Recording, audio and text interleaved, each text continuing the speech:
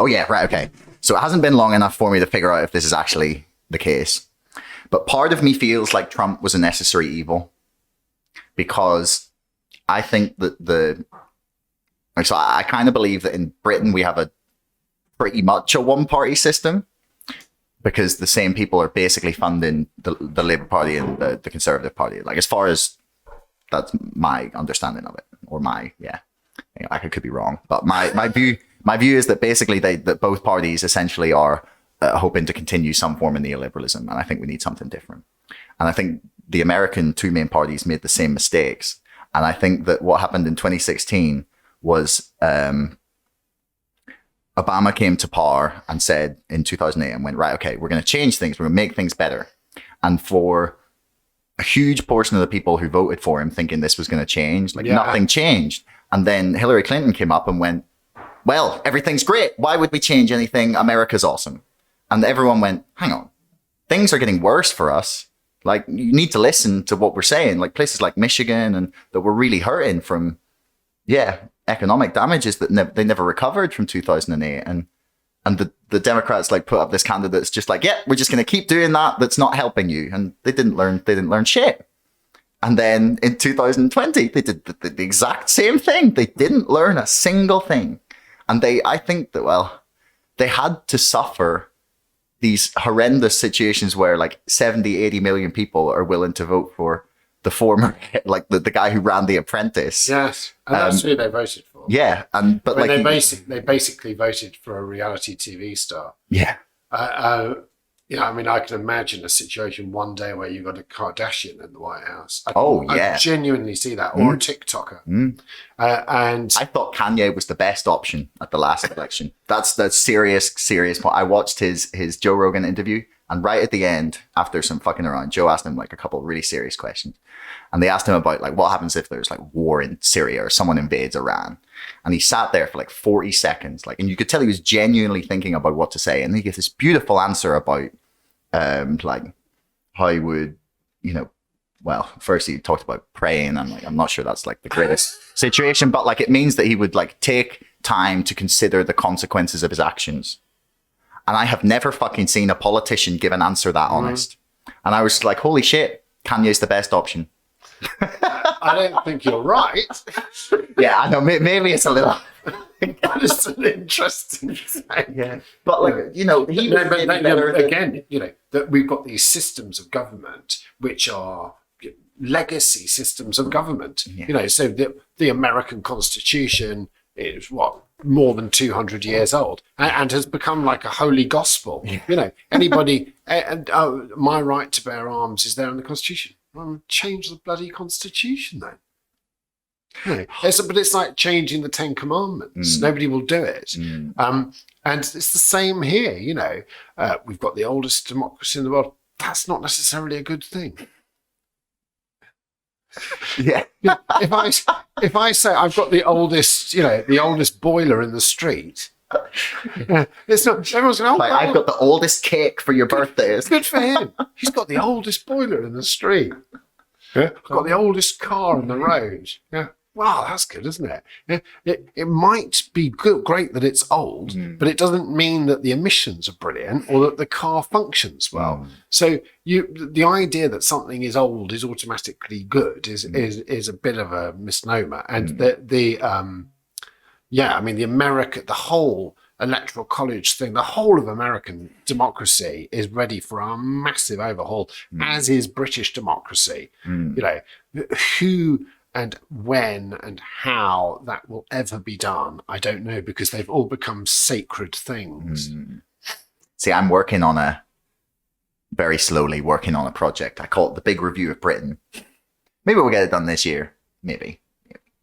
But I basically want to try and get as many people like yourself, and economists, professors, maybe even a politician or two, but I'd rather keep them out of it, I'm told. But I want to get, because I've had the chance to speak to so many brilliant people who have like unbelievable understanding of all of the problems that we're facing in Britain, from climate change to like lack of democratic participation to the influence of global finance on, the Westminster, and just they all understand what the problems are, right? It's not like we have a lack of understanding of like how, maybe not even what exactly we do about it, but the things we want to address at a very basic level. And yet that conversation never goes anywhere. Like there's no movement beyond it. And I would like to get as many smart people as possible in a room and be like, right. But Like I think we know what the answers to a lot of problems are. I mean, I'm no expert. I'm just a bloke on Twitter who writes things. But a lot of people know what the problems are, but there's no political will to change them. I mean, a really good example of this is drugs policy, right? The so-called war on drugs, which is a complete waste of time and money and effort and lives, actually, because people get locked up for possession, people get locked up for dealing, you've got county lines, all of that stuff going on. You can solve that problem. You can by legalizing drugs, right? And any analysis of it shows that's the best thing to do. Yeah. Right? And probably most politicians know that, but you will not find a politician in this country, apart from maybe in the Greens or the Liberal Democrats, willing to stand up and say, we will legalise drugs. Yeah.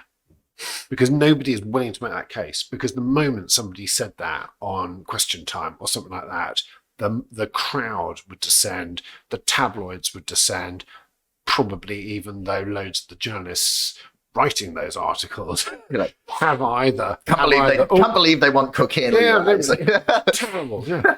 but you can't have a sensible discussion about it. You can't have a sensible discussion really about the Queen in this country or the monarchy. Yeah, you can't really have a sensible discussion in England, at least, about the army. You know, you these are things you are not allowed to have a sensible discussion about. And that's at the root of a lot of the problem. Got a lot of sacred cards. I mean, but my kids, when I tell my kids that I think that marijuana should be legalized, they look at me like I'm some kind of psychopath. Your kids? Yeah, exactly. That's actually a fair point. Because they don't expect their father I was going to say to be saying we need to legalize weed. They don't expect it. Right? I then say it doesn't mean you can all go out and start smoking weed. Yeah, but they don't expect their father to have that position. And I was quite clear on that position from quite early on in their childhoods, but because it's just a patently bad idea to have it illegal. Yeah. Because I think that like the myth that it's a gateway drug is because it happens because people have it vilified as a really bad illegal thing. They try it, they go, oh well, what was all the fuss about? And then automatically, implicitly, everything else that's illegal, they're suddenly going, why are the other things illegal? Is it just the same as this? Well, that's true. Do you know what the iron law of prohibition is? No, but I mean... the iron law of prohibition is that if you come down hard on things, they become stronger. So during the American Prohibition era, but prior to that, most Americans drank beer, right? If you shift beer around, there's a lot of it, and it's bulky. Much easier to sell whiskey, right? Because it's small bottles, it's a stronger drink. So whiskey became the drink of choice during Prohibition, as did drugs. Because a lot of people don't realize this, but during Prohibition, cocaine use in America went through the roof. No way. Yeah. Because it's easier to smuggle and it's a stronger hit. So when you've got times of Prohibition, now the same thing has happened with weed. You know, in the late 80s, early 90s, there was a fairly laissez-faire attitude to drugs. You know, I mean, when I was at university, people would sit quite openly smoking dope. You know, I mean, it was nobody did anything about it in common rooms and bars. You know, people just smoked. Legit. Yeah, literally in the open, right in the open. And although I was at the University of Kent, which was a very libertarian, left-wing, whatever, but people would just sit around smoking it. Over time, as there's been more crackdowns, more stop and search, etc., the weed has got stronger. It's the iron law of prohibition. The skunk and things like that weren't around 30 years ago. Yeah. You get some real head melting stuff these days. Thanks for making it all the way to the end of the video. Don't forget to like, share, subscribe, and leave a comment for us in the comments below. Let me know what you thought and if you'd like to see more of this from the show. Thank you, and we'll see you again next time.